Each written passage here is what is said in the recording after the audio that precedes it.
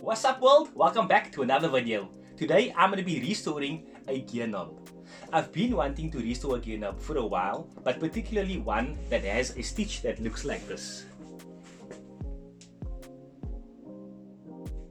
So this kind of stitch I've seen on a baseball, and I tried it out on a separate piece of leather and I think I got it down. So for the gear knob I'm going to be using a piece of pull-up leather. It's obviously much easier to mold around the curves of the gear knob. So yeah, let's get straight to it.